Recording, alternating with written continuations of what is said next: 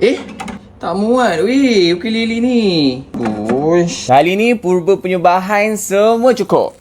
Roti ada, cream cheese pun ada. Cuma apa yang tak ada? Loyang Purba guna bentuk ukulele dan juga Purba tapis macam biasa resepi tu. Dekat 3 juta weh dekat video yang sebelum ni. Purba pun lupa nak pakai aluminium foil sebab harga mahal weh. Yang ni pun kembar Purba punya. So Purba guna je lah Tak muat lah. Macam nak kukus. Macam mana weh? Siapa ada idea nak kukus guna bentuk ukulele tadi? Tak apalah kita guna Kuromi ni je lah. Tuangkannya perlahan je.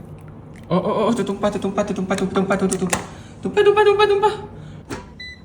Kena kukus dulu selama lebih kurang 40 minit tak silap Purba lah. Lepas tu baru kita sejukkan dalam peti sejuk. 40 minit kan tak silap. Jadi kita start. Alright. Tak tahulah jadi ke tak kan korang? Kuromi semoga awak baik-baik saja kat dalam. Tolonglah jadi weh.